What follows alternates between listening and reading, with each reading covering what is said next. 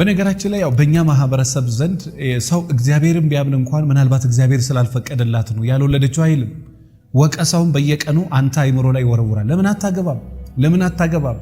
እነሱ ያወቁትን ነገር አንተ የማታቅ ነው የሚመስለው። አንዳንድ ጊዜ እሷ ያወቀችው ነገር ወይ ደግሞ እነሱ ያወቁትን እሷ ያላወቀች ነው የሚመስላት። በጣም ታውቃለች። በነገራችን ላይ በተለይ በዚህ ዘመን የትኛውም ሴት እኮ ማግባት ትፈልጋለች። ግን ይሄ ከሱቅ የምትገዛው አይነት ሸቀጥ አይደለም።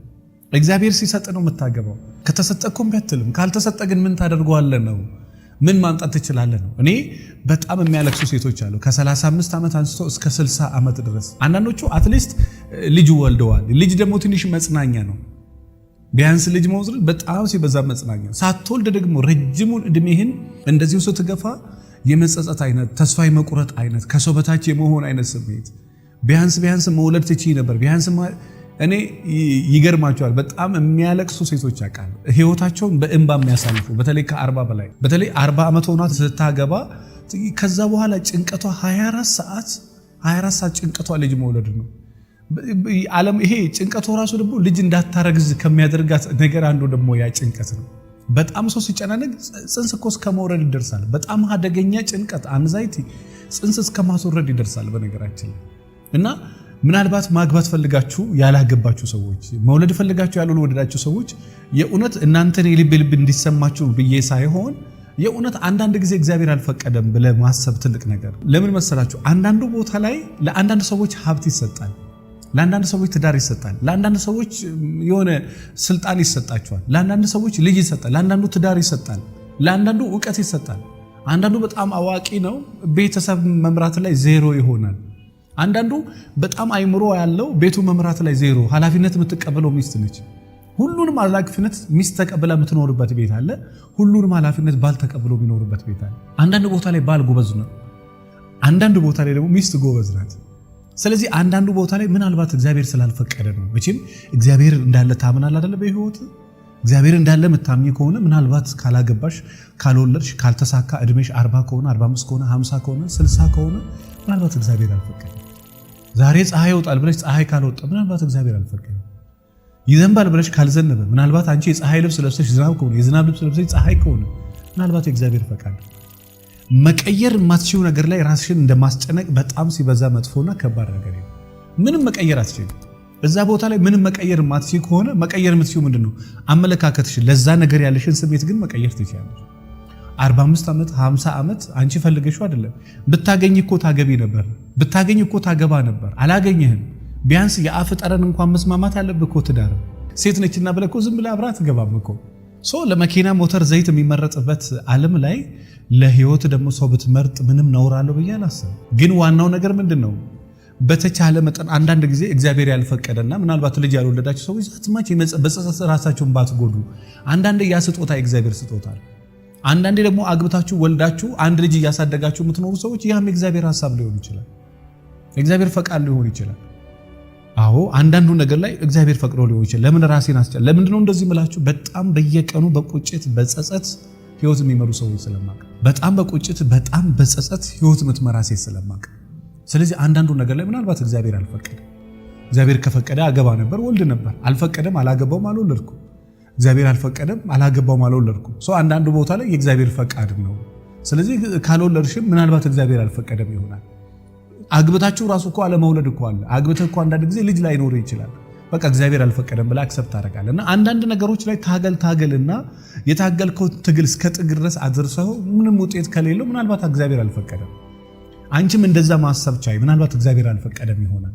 እንደዛ የምታስቢ ከሆነ እመኚኝ የሚገርም ረፍት ላይኖር ውስጥ ትቻለሽ።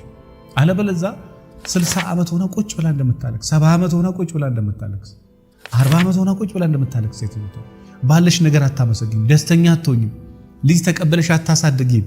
ለምን? እኔ ካልወለድኩኝ በቃ ልጅ አይደለም ብለሽ ነው የምታምኚው። እምነት እኮ ነው። ሆስፒታል ውስጥ እኮ ልጅሽ ነው ተብሎ ተሰጥተው አምና ተቀብላ አሳድጋ ልጇ እንዳልሆነ አረጋግጣ ታውቃለች። ሆስፒታል ውስጥ ልጅ ተቀያይሮ እኮ የዚህ ቤት ልጅ እዛ ቤት፣ የዛ ቤት ልጅ እዚህ ቤት ሄዶ አምኖ ተቀብሎ ልጅ ነው ብሎ አሳድገው ካደገ በኋላ በሆነ ጊዜ ዲኤንኤ የሚመረመርበት ነገር ተገኝቶ ሲመረምር አይደለም ሆኖ ያውቃል እኮ። እምነት ነው። አንዳንዱ ፓርት ላይ እምነት ነው፣ አምነህ ነው። ስለዚህ ምናልባት ከልጅም ተቀበለሽ ብታሳድጊ እሱ ልጅ ነው። ወልደህም ከሆነ ደስ ይላል። ነገር ግን በቃ ይሄንን ነገር ማሰብ የምትችለው መቼ መሰለ? አንዳንዱ እግዚአብሔር አልፈቀደም ብለህ መቀበል ስትችል። መቀየር የማትችለው ነገር ምንም ማድረግ ስለማትችል፣ ለምሳሌ ያላገባ ሰው ከሆንክ ለማግባት በጣም ጣሪ፣ ያላገባች ሴት ከሆንክ ለማግባት ጣሪ። ከዛ በኋላ ካላገኘሽና ካልተሳካ በቃ ያን ነገር አክሰፕት አድርጊና ልጅ ማሳደግ ከፈለግሽ ልጅ ማሳደግ። ምናልባት ደግሞ እኔ ምን ይገርመኛል መሰላችሁ? ሁሉም ሰው ልጅ አግብቶ መውለድ ዓላማው የሚያደርግ አይደለም። አንዳንድ ሰዎች የዛ ዓላማ ብዙ የሌላቸው ሰዎች አሉ። አግብተው ልጅ ወልደው ምናምን እዛ ላይ ብዙ ዓላማ የሌላቸው ሚስት እንትን ብሎ ከሷ ጋራ እኔ ተዋደው ተነጋግረው ልጅ ሳይወልዱ ዝም ብሎ የሚኖሩ ባልና ሚስቶች ያውቃሉ።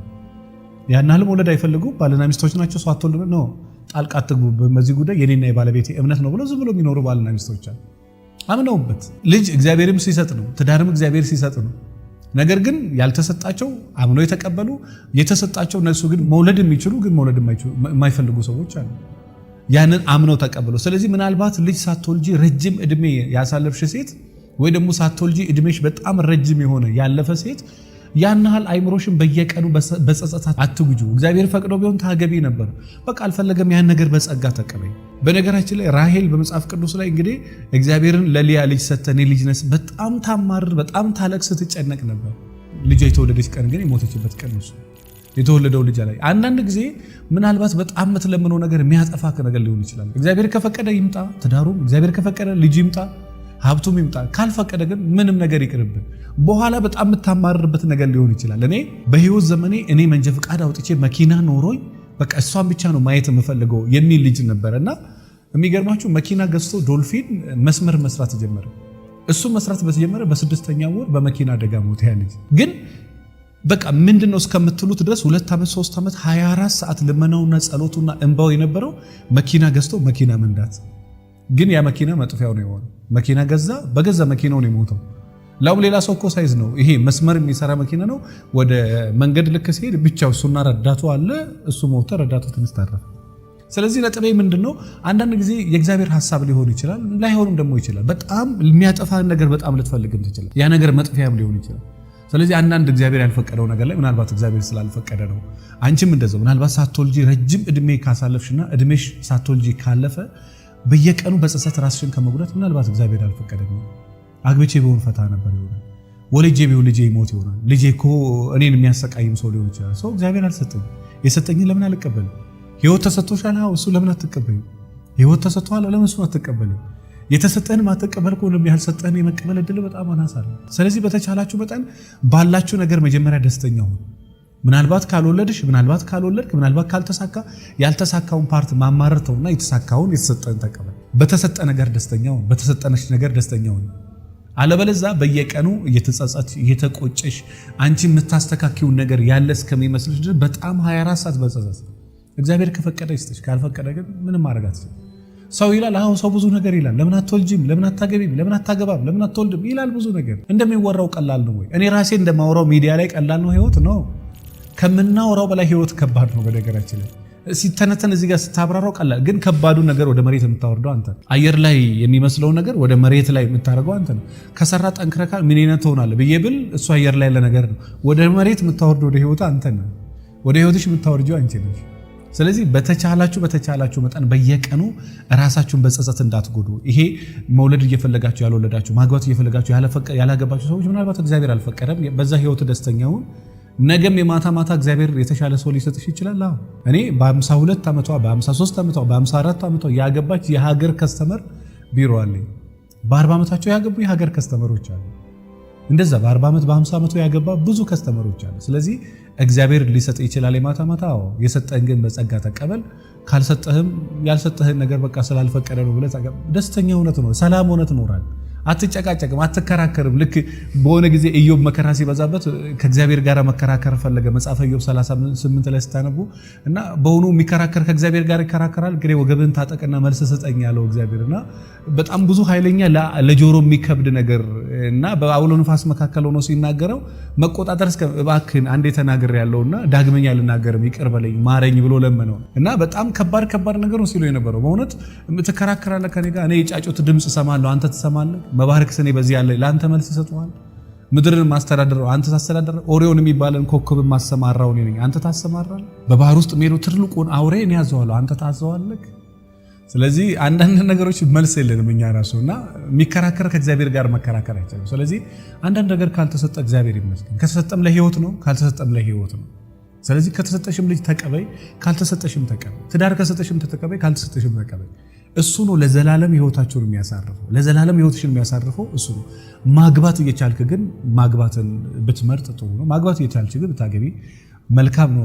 ትንሽ የሆነ ነገር ትማሩበታላችሁ ብዬ ስለማስብ በጣም ብዙ ያላገቡ ሴቶች ያልወለዱ ሴቶች በጣም የሚጸጸቱ በጣም ብዙ ቦታ ላይ ቤተክርስቲያን በየቦታው ስልጠና ላይ ስለሚገጥሙ ነውና ይሄን ቪዲዮ ለነሱ ላኩላቸው። እናንተም የሆነ ነገር ትማሩበታላችሁ ብዬ አስባለሁ። ወጣት የሆናችሁ ወደ ትዳር ፎከስ ለማድረግ ሞክሩ። ዛሬ የማይሰማ ስሜት ነገ ሊሰማ ይችላል። አግብተ ያለ ደግሞ ሚስት ጋር ያለ ምንም ስሜት ላይ ኖር ይችላል። ከወጣ በኋላ ስሜቱ ከዛ በኋላ ነው የሚያንገበግብ። ሴቱም እንደዛው ትዳር ውስጥ እያለሽ ያን ያህል ላትረብሽ ይችላል። ከወጣሽ በኋላ ያንዳንዱ ነገር መከራ የሚያሳይሽና ያገባችሁ በትዳራችሁ ጸንታችሁ ኑሩ። ምናልባት ያላገባችሁ ደግሞ መልካሙን ትዳር እግዚአብሔር ነው የሚሰጠው። አግብታችሁ ያልወለዳችሁ ልጅ ያላገኛችሁ ደግሞ እግዚአብሔር ሲፈቅድ፣ ሳትወልጂ ደግሞ እድሜሽ ያለፈ ሴትም ደግሞ ያ እግዚአብሔር ስለፈቀደ ነው። ምናልባት የሆነ ስህተት ሊሆንብሽ ይችላል። ከስህተትሽ ተማሪ። ከዛ በኋላ ቀጣይ ምን ማድረግ ይችላል ላይ ፎከስ አድርጊ።